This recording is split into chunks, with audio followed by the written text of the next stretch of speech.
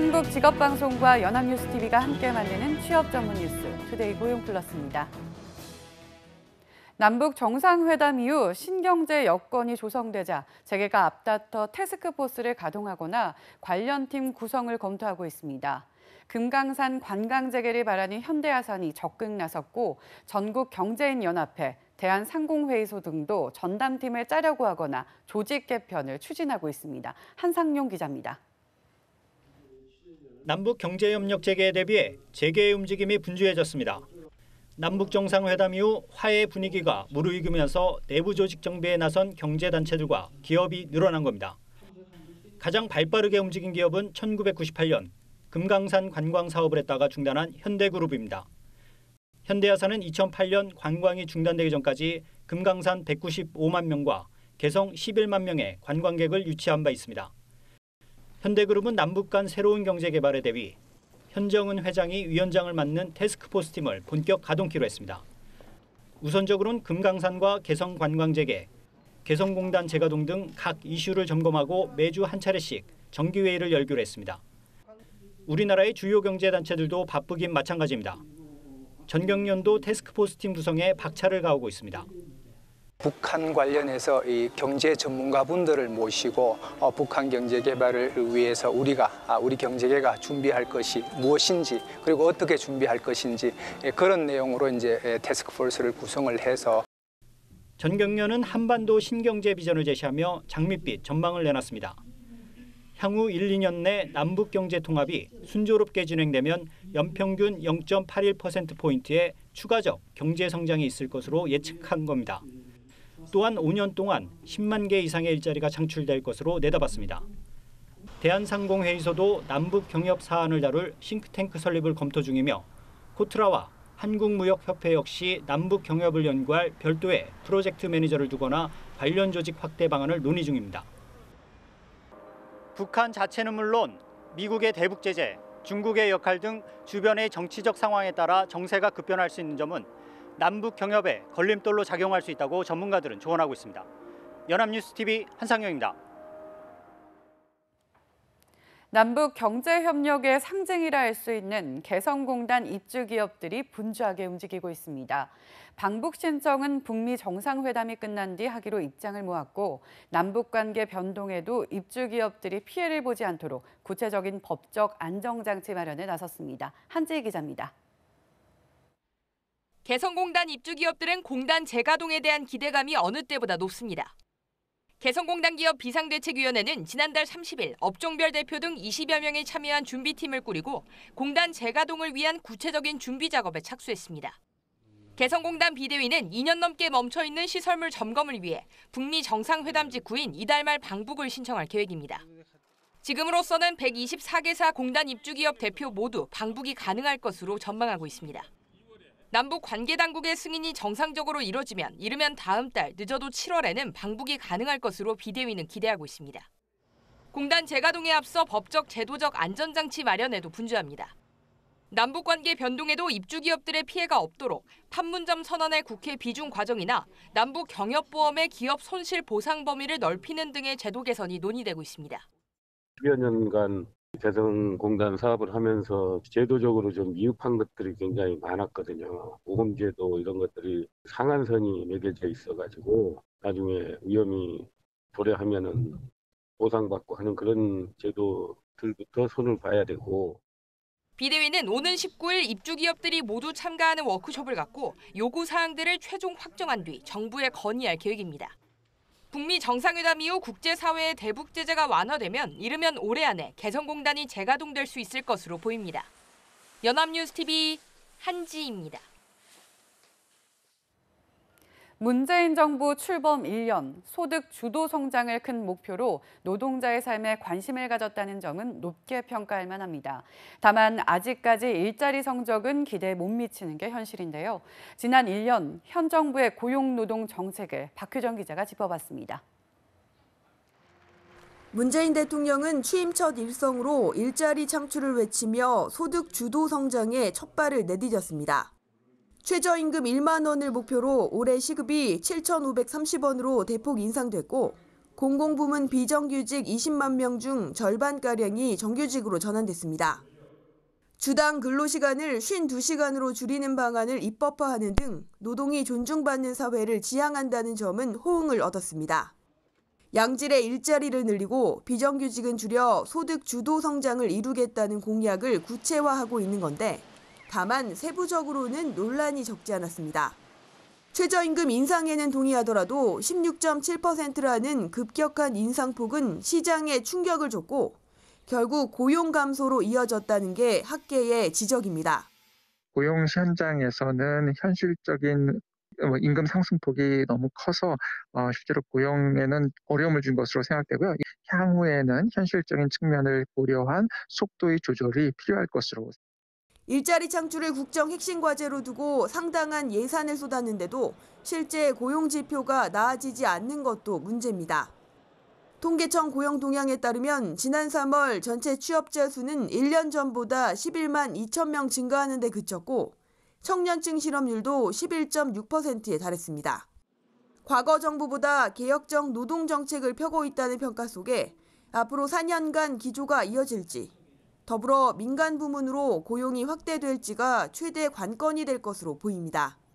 연합뉴스TV 박효정입니다. 문재인 정부 출범 이후 공공부문 고용의 질이 오히려 더 나빠졌다는 분석이 나왔습니다. 기업 경영성과 평가 사이트 CEO스코어에 따르면 361개 공기업 및 공공기관의 3월 말 기준 고용인원은 45만 6,800명으로 지난해 초 43만 1,800명에 비해 6% 늘었습니다. 이 가운데 문재인 정부가 감축을 추진 중인 비정규직은 22.1% 줄었지만 정규직 대신 무기계약직이 무려 48.3%나 급증했고 본사 소속이 아닌 인력도 12.1% 늘었습니다. CEO스코어는 현 정부 출범 이후 비정규직 감소는 정규직이 아닌 무기계약직과 소속의 인력 증가로 이어진 셈이라고 지적했습니다. 고용노동부가 문재인 정부에서 최저임금 10,000원은 반드시 달성해야 할 과제라는 입장을 거듭 밝혔습니다. 이성기 고용노동부 차관은 8일 정부 세종청사에서 열린 정부 출범 1주년 계기 정책 설명회에서 많은 문제의 원인을 최저임금 인상으로 보는 것 같아 답답하다면서 시기를 특정하긴 어렵지만 최저임금 10,000원은 달성해야 한다고 강조했습니다. 이 차관은 또 청년 내일 채움 공제를 비롯한 청년 일자리 대책 시행을 위해 국회 추가 경정 예산안 통과가 시급하다고 말했습니다.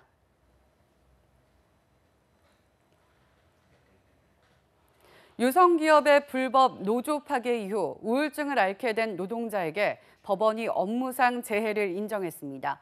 이번 판결이 노조 와해 의혹 수사를 받고 있는 삼성전자 서비스에게도 영향을 미치게 될지 주목됩니다. 이소영 기자입니다. 지난 2011년 유성기업의 노조 파괴 사건은 사측의 부당 노동 행위로 결론 내려졌습니다. 대표가 징역형을 받았고 법원이 해고된 노조원 복직 결정을 내리며 마무리되는 듯했지만 노조원들의 고통은 끝이 아니었습니다. 오랜 파업과 지난한 소송에 시달리던 노조 간부 A씨 등이 우울증을 앓게 된 겁니다. 근로복지공단은 A씨의 우울증 치료 비용 지급을 승인했지만 회사 측은 이를 취소해달라며 소송을 냈습니다. 노사 갈등은 노조의 책임이고 A씨의 우울증은 음주 습관과 가정 불화가 원인이라는 건데 법원의 판단은 달랐습니다. 서울행정법원은 유성기업 노사 갈등은 사측의 불법 노조 파괴 탓이며 노조원들이 참담한 상황을 겪었다고 설명했습니다. 특히 A씨는 파업 참가를 이유로 해고까지 당하며 각종 소송을 거쳐야 했던 만큼 상당한 스트레스를 받았고 사측이 주장한 가정 불화는 오히려 노조 파괴 이후 앓게 된 우울증이 원인으로 보인다고 밝혔습니다. 게다가 동료였던 한광호 씨가 스스로 목숨을 끊은 점 등을 고려했을 때 파업 스트레스가 심각한 수준이라고 덧붙였습니다. 노조 활동을 조직적으로 와해하려 했다는 의혹으로 최근 검찰 조사를 받고 있는 삼성의 경우도 몇 해 전 회사의 노조 탄압 행위에 항의하며 조합원이 스스로 목숨을 끊는 등 비슷한 사례들이 벌어지고 있습니다. 검찰은 삼성전자 서비스 최모 전무를 피의자 신분으로 소환하는 등 노조 와해 의혹 조사를 윗선으로 확대하고 있습니다. 연합뉴스TV 이소영입니다. 지난해 우리나라에서 자기 집에 살고 있거나 집을 갖고 있는 사람의 비율이 사상 최고치를 기록했습니다. 또 중간 가격 정도의 집을 장만하려면 5년 7개월 동안 연봉을 한 푼도 쓰지 않고 모아야 하는 것으로 나타났습니다. 곽준영 기자의 보도입니다. 지난해 우리나라 국민들의 자기 집에 사는 비율은 57.7%. 전년에 비해 1%포인트 가까이 늘어나며 최고치를 1년 만에 경신했습니다. 거주와 상관없이 투자 등의 목적으로 자기 집을 소유한 비율 역시 60%를 넘어서며 사상 최고치를 기록했습니다. 저소득층, 고소득층 가릴 것 없이 집 구매 행렬이 이어졌습니다. 이는 전월세 가격이 불안한 가운데 주택 공급은 꾸준히 늘었고 전세와 집값의 차이마저 줄어들자 차라리 사는 걸 택했기 때문으로 분석됐습니다. 재작년과 마찬가지로 지난해 가구 소득 대비 주택 가격 비율 PIR은 중위수 기준 5.6배로 집계됐습니다. 이는 중간 수준의 가구 소득과 중간 가격의 집값이 5.6배 차이라는 뜻인데 한 푼도 안 쓰고 모으면 집 장만까진 5년 7개월이 걸린다는 얘기입니다. 지역별로는 수도권이 광역시와 도지역에 비해 집을 마련하기까지 더욱 오래 걸렸습니다. 한 가구당 평균 거주 기간은 8년으로 전년에 비해 소폭 늘어난 가운데 자가 가구는 11년 1개월, 임차 가구는 3년 4개월로 각각 집계됐습니다. 이 밖에 전체 가구의 66%가 주택 관련 임대료와 대출금 상환의 부담을 느꼈으며 지역별로는 수도권이, 거주 형태별로는 월세 가구의 부담이 더욱 큰 것으로 조사됐습니다. 연합뉴스TV 곽춘영입니다. 혹시 우리 아이가 영재가 아닐까? 부모라면 한 번쯤 생각해 보셨을 텐데요. 내년부터는 굳이 학원에 가지 않고도 일반 초등학교에서 영재 예비 교육을 받아볼 수 있습니다. 강은나래 기자입니다. 영재 교육을 받는 학생은 지난해 9월 기준으로 전국 10만 9천여 명, 전체 초중고교생의 2% 정도입니다. 현재 영재 학급이나 관련 교육기관에 들어가기 위해서는 서류 면접 전형에 더해 시험도 따로 봐야 합니다. 문도 좁고 학원 의존도가 높아서 사교육으로 만들어진 영재라는 말이 나올 정도였습니다. 내년부터는 사교육 없이도 영재 교육을 접해볼 수 있는 기회가 생깁니다. 교육부가 일반 초등학교에 영재 교육 예비 프로그램을 개설하기로 했습니다. 일단 내년에 일반 초교 50곳에 3학년 학생들을 위한 예비 프로그램을 개설하고 2022년까지 500개교로 확대합니다.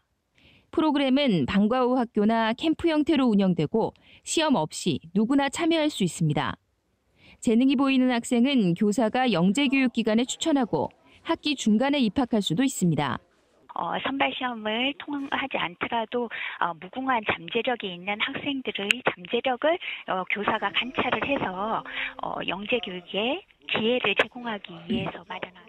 입시 위주의 영재 교육도 차차 개선하기로 했습니다. 현재 영재 교육을 받는 학생의 77% 정도가 수학, 과학 분야에 편중돼 있습니다. 발명이나 예술, 체육, 외국어 등 나머지 분야 영재 비율을 2022년까지 25%로 늘려 다방면의 재능을 갖춘 창의적인 인재를 길러낸다는 계획입니다. 연합뉴스TV 강은나래입니다.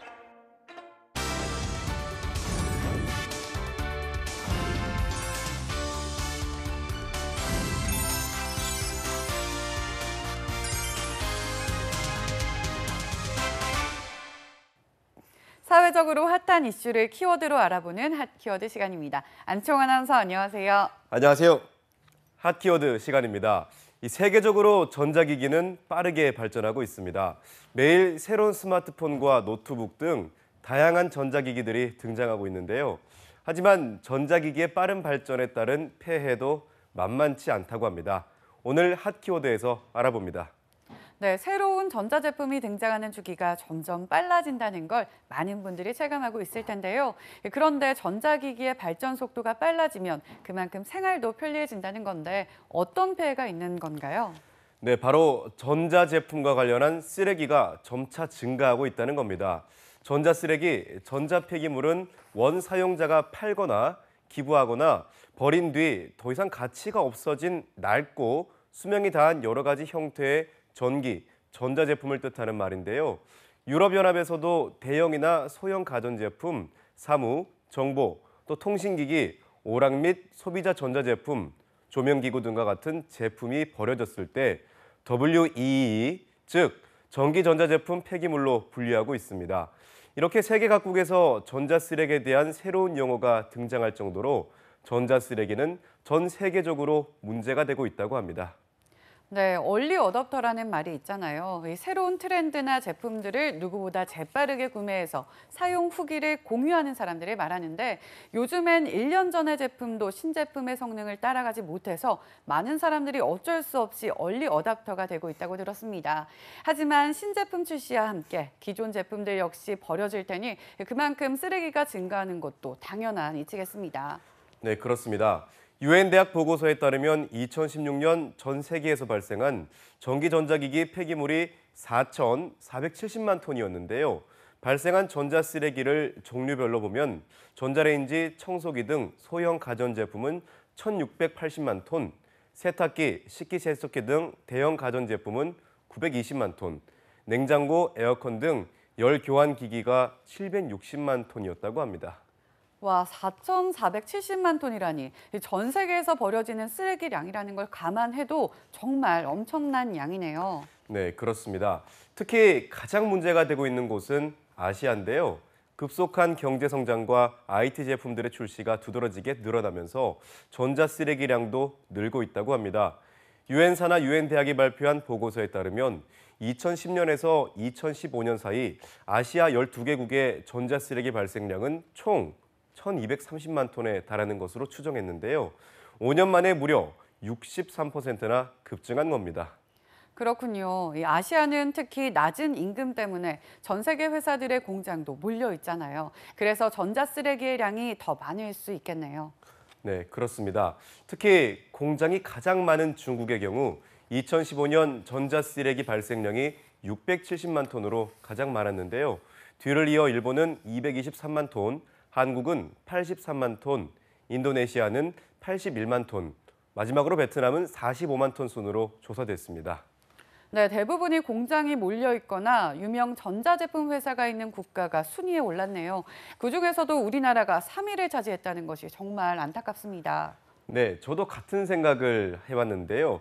문제는 이러한 전자제품들이 회수조차 되지 않고 있다는 겁니다. 전자쓰레기는 금이나 은, 동, 팔라듐 등 금속을 포함하기 때문에 도시 광산이라고 불리기도 하는데요. 2016년에 버려진 전자쓰레기에서 회수 가능한 자원 가치는 550억 달러, 우리 돈으로 약 60조 원 이상으로 추정됐지만 회수나 재이용은 20%에 머물렀다고 합니다. 나머지 3,410만 톤은 행방조차 알 수 없는 쓰레기 더미가 된 거죠. 금속류 자체만으로도 큰 돈이 되고 있는데 자원으로 활용할 수조차 없이 쓰레기로 버려졌다는 사실이 정말 안타깝습니다. 네, 그렇습니다. 게다가 더 큰 문제는 전자쓰레기가 버려졌을 경우 인체에 치명적인 영향을 미칠 수 있을 거라는 겁니다. 전자제품에 자주 쓰이는 재료인 수은의 경우 구토나 피부 발진, 눈경련, 신장 및 뇌 손상을 일으키고 카드뮴은 위경련, 뇌 손상, 고혈압을 야기할 수 있는데요. 또 납은 불임이나 유산, 지능지수 저하 등을 야기하고 크로뮴은 경련, 폐암, 간 송산을 유발시키지만 대부분 이러한 폐해에 대해 무지하다는 겁니다. 전자제품을 만드는 회사에서도 직원들이 납이나 수은 등에 장기간 노출되지 않도록 하고 있잖아요. 그런데 그러한 제품들이 그대로 쓰레기로 배출되면 타격도 엄청나겠습니다. 네, 그렇습니다. 그래서 일반적으로 유해 폐기물은 국제협약인 바젤 협약에 따라서 국가 간 이동 및 처리가 금지돼 있는데요. 매년 전 세계 전자쓰레기의 90%는 선진국에서 아프리카와 같은 저개발국으로 구호품이라는 명목하에 버려지고 있는 실정입니다. 가장 심각한 곳은 가나인데요. 가나의 아그보그 블로시의 경우 전자쓰레기를 수거하면서 세계 10대 오염물질 유해 지역으로 선정됐을 만큼 전자쓰레기 위험에 노출돼 있습니다. 특히 이 지역 주민들이 전자쓰레기에서 구리를 얻기 위해 제품들을 태우다 보니 성인은 물론 어린아이들까지 검은 연기를 마시며 소변, 혈액, 모유에서도 오염물질이 발견되고 있다는데요. 일부에선 암으로 사망하는 경우까지 발생하고 있다고 합니다.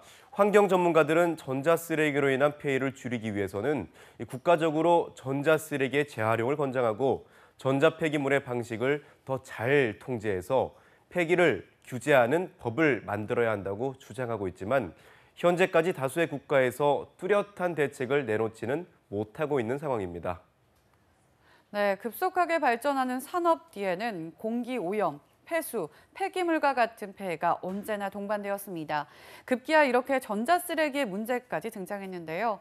편리한 삶만큼이나 중요한 건 건강하게 지낼 수 있는 내일이 아닐까 싶습니다. 전자쓰레기에 대한 국가 간의 실질적인 대책이 마련되길 바라겠습니다. 지금까지 핫키워드 안채홍 아나운서였습니다. 고맙습니다. 고맙습니다. 지금까지 투데이 고용플러스였습니다. 오늘 저희가 준비한 내용은 여기까지입니다. 함께해 주신 여러분 고맙습니다.